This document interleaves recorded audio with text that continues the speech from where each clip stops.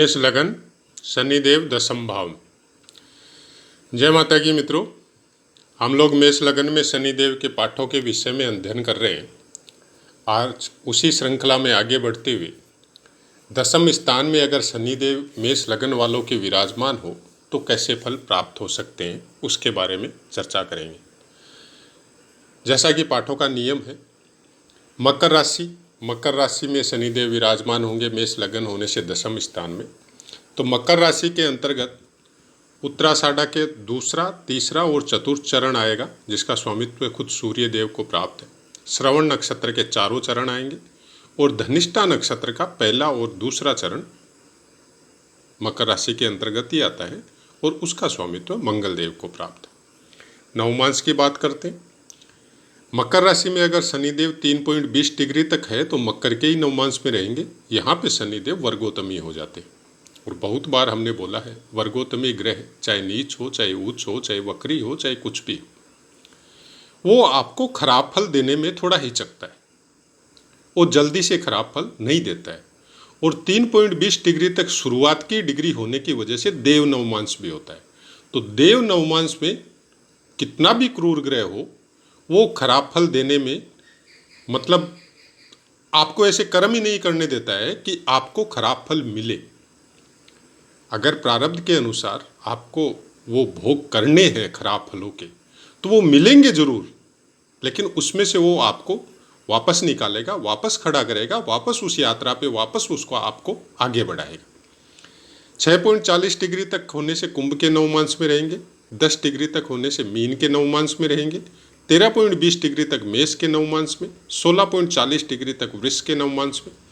20 degree तक मिथुन के नवमांश में और 23.20 डिग्री तक कर्क के नवमांश में। 26.40 डिग्री तक सिंह के नवमांश में और 30 डिग्री तक कन्या के नवमांश में। मकर राशि सम राशि है। सम राशि में अंश बल की श्रृंखला 6 डिग्री तक मृतावस्था, 12 डिग्री तक वृद्धावस्था, 18 डिग्री तक युवावस्था, 24 डिग्री तक कुमारावस्था, 30 डिग्री तक बाल्यावस्था। कारक भाव अष्टम और द्वादश है शनिदेव के। और अपने कारक भाव से या जहाँ पे मकर राशि में विराजमान होते हैं, वहाँ से अपने कारक भाव से वो अष्टम स्थान से तृतीय स्थान में और दूसरा जो द्वादश स्थान है उससे 11वें स्थान में विराजमान होते हैं। दशम स्थान में शनिदेव कुछ शुभ कुछ अशुभ। शुभ ऐसे है कि आपको कर्मठ बनाएंगे, एनी टाइम आपको अपने कर्म क्षेत्र में बिजी रखेंगे, लेकिन आप करेंगे क्या, कौन से कर्म करेंगे और कर्मों का फल आपको कैसा मिलेगा, उसके लिए आपको अथक जो प्रयत्न बोल सकते हो आप, चाहे संघर्ष बोल सकते हो, वो आपको करना पड़ेगा।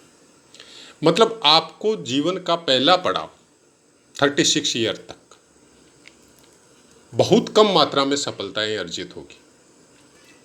उसका एक कारण है कि शनिदेव पहले आपके प्रारब्ध का भोग करवाएंगे। अगर प्रारब्ध आपने बहुत अच्छा लेके आपका जन्म हुआ है तो आप सुखी रहेंगे। शनिदेव का इतना कोई विशेष इफेक्ट नहीं आएगा। शनिदेव का अच्छा इफेक्ट जो अच्छे कर्म करने के बाद में, मतलब आपका जीवन का पहला पड़ाव अगर संघर्ष में बीता है, तकलीफ में बीता है, और उस तकलीफ और संघर्ष से आपने अच्छे कर्म किए हैं, अच्छे काम किए हैं, अच्छी भावनाएं या अच्छे विचार रखे हैं, तो फिर नेक्स्ट पड़ाव आपका बहुत सुपर जाएगा। लेकिन प्रारब्ध के भोग आपके इतने अच्छे थे और आपने केवल अच्छे कर्म नहीं करके उन भोगों को ही भोगा है, तो फिर नेक्स्ट पड़ाव आपके लिए तकलीफ देह साबित हो सकता है। दशम स्थान में शनिदेव आपको कर्मठ बनाएंगे, इसमें कोई शक नहीं है, लेकिन कर्म कैसे करेंगे वो बाकी ग्रह डिसाइड करेंगे। यहाँ से ये आपके द्वादश स्थान को, अपने ही कर्म कारक भाव को देखेंगे, तो यहाँ से आपकी लंबी लंबी यात्राएं, बहुत लंबी लंबी यात्राएं विदेशों की भी हो सकती और अपने सुख संसाधनों की वजह से वो यात्राएं हो सकती है। आपका गुरु ग्रह का पोजीशन कैसा आपकी कुंडली में, उसके ऊपर बहुत कुछ डिपेंड करेगा।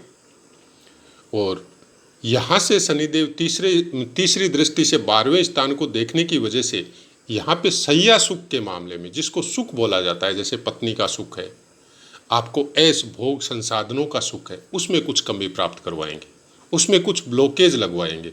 ये ब्लॉकेज नहीं है। अब हम लोग ज्योतिष को समझने में वहीं पे मिस्टेक करते हैं। एक्चुअली क्या है, मनुष्य का शरीर केवल भोग भोगने के लिए नहीं मिला है। और शनिदेव ये चीज़ बार बार इंडिकेट करते हैं। लोग बताते हैं शनिदेव का खराब फल, शनिदेव विच्छेदात्मक ग्रह है। शनिदेव के बारे में जैसे जैसे फल जिस तरह से बताए जाते हैं, उसका एक दूसरा भी मतलब सिक्के का दूसरा पहलू भी है। शनिदेव आपको उन कामों से दूर करवाते हैं जो काम से आपके आत्मा की या आपकी उन्नति नहीं हो। जैसे भोग, हम लोग भोगों में ही रत रहेंगे तो भगवान का नाम कब लेंगे, हम लोग अच्छे कर्म कब करेंगे। शनिदेव यहाँ से बैठ के तीसरे स्थान 12वें स्थान को तीसरी दृष्टि से देखने का मतलब ये हुआ कि आप लोगों की हेल्प कीजिए।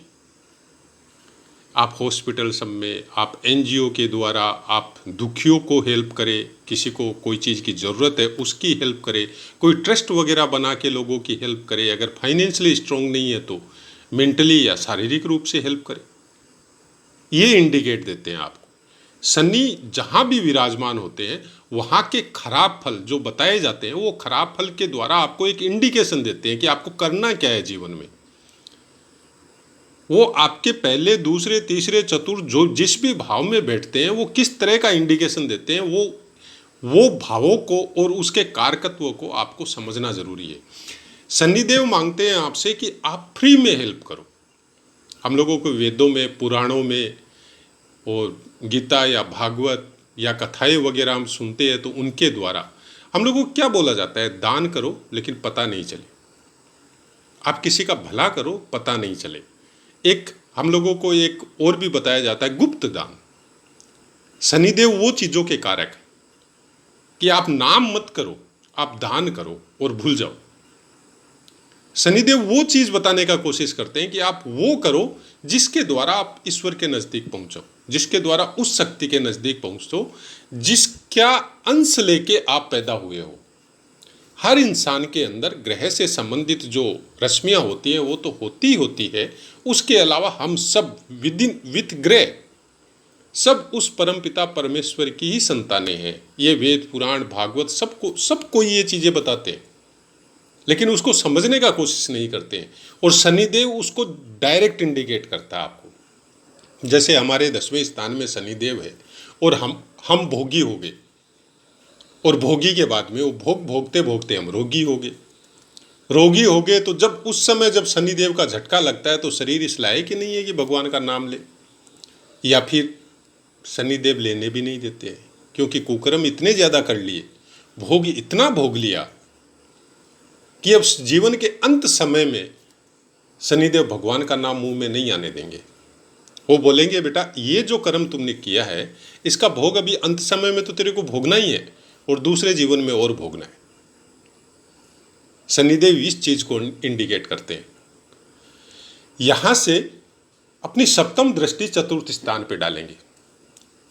चंद्रमा का ग्रह, चंद्रमा का स्वामित्व प्राप्त है कर्क राशि को। चंद्रमा का आपको देखना है कि कहाँ पे विराजमान है, कौन से स्थान पे विराजमान है, अंशों में या वर्गोत्तमों में किस तरह से बली है चंद्रमा। यहाँ से जो भी आपके सुख से संबंधित काम है, जैसे आपके गाड़ी हो, बंगला हो, आपकी ज़मीन जायदाद हो, आपका माता से ट्यूनिंग हो, सब में कुछ न कुछ रुकावट देंगे।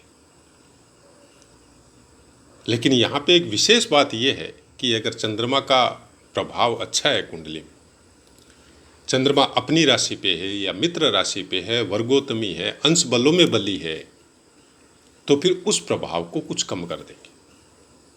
अकेला शनिदेव का इफेक्ट से पूरा कुंडली जज नहीं कर सकते आप, लेकिन शनिदेव उस जगह को जहाँ पे वो देखते हैं वहाँ पीड़ा जरूर देते हैं। और उस पीड़ा की मात्रा कितनी होगी, वो शनिदेव का बल और उससे संबंधित जो स्वामी है उसके बलों को कंपेयर करके ही देखना पड़ेगा अपने को कुंडली में।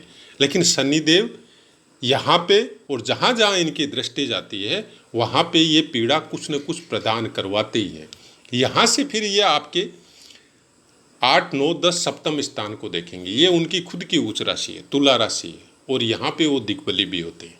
तो इस स्थान को देखने से वो पीड़ा तो नहीं देंगे, लेकिन फिर भी कुछ देंगे। क्योंकि ये उस चीज से संबंधित, जो सप्तम स्थान से संबंधित जो भोग है, जो शरीर को भोगने हैं, चाहे पत्नी का सुख हो, चाहे व्यापार का सुख हो, चाहे मित्रों का सुख हो, चाहे आपकी ट्रेवलिंग का सुख हो, जो भोगने के लिए जो यात्राएं करती हैं, घूमने फिरने के लिए जो यात्राएं करते हैं, उसमें कुछ न कुछ आपको माइनस पॉइंट ये देंगे। माइनस पॉइंट देने का मतलब ये हो गया कि आपको सुधारने का कोशिश करेंगे कि केवल भोगों में रत मत रहिए, केवल सुखों में रत मत रहिए, कुछ ईश्वर का भी नाम लीजिए, कुछ लोगों का भी भला कीजिए। अगर भगवान ने आपको कुछ दिया है या शनिदेव ने आपको कुछ दिया है आपके प्रारब्ध अनुसार, आपके वर्तमान कर्मों के अनुसार, तो उन चीज़ों को आप देश दुनिया की, समाज की, अपने से नीचे वाले तबके की कुछ भलाई में भी अपना समय या अपना धन या अपना दिमाग लगाइए, कुछ समय उनको भी दीजिए। शनिदेव आपसे केवल फ्री सर्विस मांगते हैं। आप किस तरह की सर्विस देते हैं समाज को? अपने लिए तो सब जीते हैं, हम और आप सब अपने लिए जीते हैं। उनमें से कुछ मात्रा ऐसी हो जाती है कि अपने साथ साथ परिवार के लिए जीते हैं, उसके बाद में समाज के लिए जीते हैं। लेकिन ऐसे बहुत कम होते हैं जो किसी को जानते भी नहीं फिर भी उनके दुख में शरीक होते हैं। अनजान आदमी कोई ज़्यादा दुखी है और आपको पता चल गया, आप उधर से गुजर रहे हैं या कोई कारणवश उधर से जाना पड़ा और कोई तकलीफ है, आपको पता चल गया, आप अनजान आदमी की हेल्प कर देते हैं। ये शनिदेव के कारकत्व है। ये शनिदेव हर जगह इंडिकेट करते हैं इस चीज़ को। हम लोग चलते चलते किसी साधु सन्यासी को देखते हैं, शनिदेव डायरेक्ट कारक है साधु सन्यासी का। और वहाँ पे अगर हम लोग कोई अच्छा कर्म कर दे, साधु सन्यासी अच्छी आत्मा कोई है, उसकी नज़र पड़ जाए, वो आपका साइड से निकलते हुए वो कर्म आपका देख के वो अपने आप आशीर्वाद दे के आपको निकल जाएगा। वो जो आशीर्वाद आपको मिला है वो शनिदेव की वजह से मिला है, क्योंकि शनिदेव से संबंधित काम आप उस समय कर रहे थे और उसी सन्यासी के रूप में खुद शनिदेव आपको आशीर्वाद दे के निकल गए। ये तो बड़े बुजुर्गों से हम लोग सुनते आ रहे कि आशीर्वाद किसी भी अवस्था में निष्फल नहीं होता है। दुर्वचन या अभिशाप या कलयुग में श्राप वो निष्फल हो सकते हैं आपके कर्मों के द्वारा, लेकिन आशीर्वाद नहीं होते। हम लोगों के संस्कारों में जैसे माता पिता का चरण छूना है, बड़े बुजुर्गों का चरण छूना है, पेड़ पौधों तक को देवता की उपाधि हम लोगों ने दी है, नदियों को भी भगवान या माँ बोल के पुकारा जाता है। ये सब वही सब चीज़ों की देन है, वही ग्रहों की देन है, वही संस्कार जो ऋषि मुनियों के द्वारा मिला है कि आप ग्रह के पीछे नहीं भाग के अगर अपने संस्कारों को पुनर्जीवित करें, उन्हीं में अगर लगे, दुर्वचन बोलने से पहले, कुछ कठोर वचन बोलने से पहले या लिखने से पहले किसी को अगर हम लोग अपने आप के ऊपर उसको जज करके देखें कि हम कोई कमेंट कर रहे हैं या कुछ बोल रहे हैं किसी को, और वो ही शब्द सेम अगर हमारे बारे में कोई बोले तो हमको कैसा लगेगा? तो ऑटोमेटिक आपका रूपांतर हो जाएगा, फिर आपके शब्दों के द्वारा किसी को तकलीफ नहीं होगी। और जब आप इस लेवल पे जब चले जाएंगे कि आपके शब्दों के द्वारा किसी को तकलीफ नहीं हो रही है, तो फिर आप भूल जाइए कि आपका शनिदेव कहाँ विराजमान है।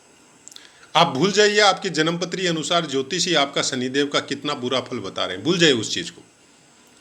शनिदेव वहाँ पे बुरे फल तो आपको देना दूर की बात है, शनिदेव वो मौका देखेंगे कब इस जातक का मैं भला करूं, कब इस इंसान को मैं इन पीड़ाओं से निजात दिलाऊं जो पूर्व के प्रारब्ध के अनुसार इसको भोगनी पड़ रही है। कब मेरे को मौका मिले, कब ऐसी रश्मियां मेरी इसके ऊपर पड़े कि यह आदमी और ईश्वर के नज़दीक पहुंच जाए, इसको डायरेक्ट भगवान का दर्शन हो जाए, इसको डायरेक्ट मोक्ष की प्राप्ति हो जाए। तो ये सब शनिदेव के जो कारकत्व है वो बहुत कम पुस्तकों में आपको मिलेंगे, लेकिन हकीकत में जब आप देखेंगे इस तरह के साधु सन्यासियों के साथ या ऐसे महापुरुषों के साथ जिनका शनिदेव इस तरह का योग कारक है कि वो आज भी उनका नाम लेते हैं हम लोग, तो शनिदेव के विषय में जो डराया जा रहा है या जो डर रहे हैं हम लोग, उस डर से बाहर निकलिए। शनिदेव आपको कोई पीड़ा नहीं देते, अपने कर्म हम लोगों को पीड़ा देते, और शनिदेव कर्मों के ही कारक है, कर्म फल के कारक शनिदेव है। तो अगर हम लोग अपने कर्मों को सुधार ले तो शनिदेव की पीड़ा ऑटोमेटिक बंद हो जाएगी। शनिदेव फिर कोई पीड़ा नहीं देते। इनकी दृष्टियां क्रूर बताई जाती है। एक्चुअली वो क्रूर नहीं है, हम उसको क्रूर नहीं मानते। शनिदेव के लिए जितनी कुंडलियां अलग अलग तरह से जो देखने का या जो समझने का कोशिश किया है, उसके अनुसार हम इतना ही बोल सकते हैं कि शनिदेव की दृष्टि अगर आपके जीवन में परिवर्तन ला रही है, पहले से चाहे तकलीफ पाके ला रही हो, तो आपके लिए बहुत अच्छी है। कि चलते चलते हम ऐसे कर्म कर रहे थे, चाहे अपना बिजनेस अच्छा चल रहा है, अपना सर्विस अच्छा चल रहा है, या अपने पास धन का आगमन बहुत अच्छा हो रहा है, कुकर्मों के द्वारा, उल्टे पुल्टे कर्मों के द्वारा हम लोग उस धन का उपयोग अपने सुख साधनों में, अपने ऐश भोगों में खर्च कर रहे हैं। और जैसे ही शनिदेव की दृष्टि पड़ी, सब कुछ, तो वो आपको इशारा क्या दे रहे हैं कि आपको धन, आपको सुख के साधन केवल आपके लिए नहीं मिले, आपको इसके द्वारा केवल आपका ही सुख नहीं प्राप्त करना है, आपको इसलिए मिले हैं, ये ड्यूटी आपके पूर्व के प्रारब्ध के अनुसार जो आपने मांगी थी किसी जन्म में, कि मेरे पास ये चीज़ नहीं है, अगर मैं होती तो मैं समाज का या देश का या इन गरीब मनुष्यों का या जीवों का मैं भला करता। वो आपको इस जन्म में मिली है और आप उस वचन को भूल गए तो वो चलते चलते आपको वहाँ पे रोकेंगे और आपको सुधारने का कोशिश करेंगे कि सुधर जाओ, नहीं तो फिर कई जन्मों की यात्राएं वापस चालू हो जाएगी। आप देखिए, हजारों में, करोड़ों में कोई कुछ आदमी, 2 4 10 20 100 आदमी धनी होते हैं। इसका मतलब उन लोगों ने कोई बहुत अच्छा कर्म किया है क्या? नहीं, बहुत अच्छा कर्म नहीं किया है। उन लोगों ने ऐसी भक्ति की है भगवान की, जो आज बहुत से प्राणी करते हैं किसी जन्म में। तब शनिदेव का आशीर्वाद मिला है कि चलो तेरी इच्छा पूरी करते हैं, इस जन्म में तेरे को सब कुछ देते हैं, अब देखते हैं कि कितनों का भला करते हो। यही प्रारब्ध है। इसी प्रारब्ध को समझाने के लिए शनिदेव कुंडली में गोचर करते हैं और ब्रह्मांड में गोचर करते हैं। अगर हम लोग उसके स्वभाव को, उसके कारकत्व को और भाव के कारकत्व को अच्छी तरह से समझ ले, और जो संस्कारों की वजह से हम लोगों को बताया जा रहा है उसके अनुसार अगर जीवन यापन का जरिया या जीवन जीने का तरीके में बदलाव कर ले, तो शायद शनिदेव से डरने की जरूरत नहीं पड़ेगी। अब बाकी आप पाठ को कितना अच्छी तरह से समझते हैं, किस तरह से समझते हैं, या आपके बुद्धि और विवेक के ऊपर निर्भर है। लेकिन हम पाठ में वो चीज़ें उजागर करते हैं जिसके द्वारा जीवन सरल हो सके, कुछ आपका और आपके अगल बगल में आपके पड़ोसियों का या सबका भला हो सके। अब बोलने को आप ये भी बोल सकते हैं कि मेरा पड़ोसी मेरे साथ बहुत गलत किया तो मैं उसका हेल्प क्यों करूं। हेल्प करने वाला ये नहीं सोचता है कि उसने मेरे साथ गलत किया या अच्छा किया। हेल्प करने वाला जस्ट अपना कर्तव्य का पालन करता है, अपना कर्म करता है। वो अच्छे बुरे की सोच के कर्म नहीं करता है। जिस दिन हम लोग ये सोचने लग जाएंगे कि मेरा ये ग्रह खराब है, मैं उसका मंत्र जाप कर रहा हूँ उसको शांत करने के लिए, उसको अच्छा करने के लिए, तब आप भूल जाइए आपको कोई अच्छा फल मिलेगा, कुछ नहीं मिलने वाला। ग्रह, नक्षत्र या भगवान इतने पागल नहीं है जो स्वार्थवश की हुई पूजा को या मंत्र जाप को स्वीकार करेंगे।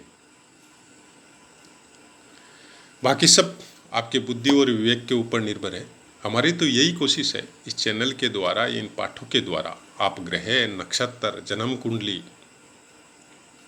जो डर की वजह से जीना पड़ रहा है फलों के बारे में, एक हमारे भी वीडियो पे कमेंट किया है किसी ने अपने ज्ञान के अनुसार, अपने बुद्धि और विवेक के अनुसार, कि सत्य बोलो, केवल अच्छा ही अच्छा मत बोलो, बुरा भी है वो भी बोलो। हाँ है, बुरा भी है, दृष्टि दोष है। किसी एक नक्षत्र में, पूर्वाषाढ़ा नक्षत्र था, उसके बारे में हमने बताया था, तो उन्होंने बहुत अच्छी अच्छी बातें लिखी। मौका मिले तो उस कमेंट को जाके पढ़िएगा। बुरा सब जगह है, हम लोगों के घर में, परिवार में बुरे नहीं है क्या? आपकी दृष्टि कैसी है? हर इंसान सबके लिए भला नहीं हो सकता और सबके लिए बुरा नहीं हो सकता। आपके मनमाफिक कोई बोले, आपके मनमाफिक कोई कहे, आपके मनमाफिक कोई काम करे तो वो आपके लिए अच्छा है, और जिस दिन आपकी बात नहीं मानी, आपकी इच्छा अनुसार काम नहीं किया तो वो बुरा हो गया। ये दृष्टि हम लोगों को अपने दुख भोगने के लिए प्रेरित करती है, क्योंकि हम जब कुछ बोलते हैं, कुछ लिखते हैं किसी के बारे में, तब अगर उसने स्वीकार नहीं किया तो वो घूम के हम लोगों के पास ही वापस आती है, और फिर हम लोगों के एरो को कुछ इस तरह से डेवलप कर देती है कि आने वाले समय में वो नेगेटिविटी हम लोगों के अंदर प्रवेश कर जाती है। बच्चे उससे। सत्य वो नहीं है जो आपने पुस्तकों में पढ़ लिया या किसी ने बता दिया। सत्य तब प्राप्त होता है जब आप सत्य की खोज बाहर नहीं करके भीतर करते हैं, आप पुस्तकों में नहीं करके अपने अंदर प्राप्त करने की कोशिश करते हैं। तो वाणी को विराम देते हैं और आपसे आज्ञा लेते हैं। जय माता की।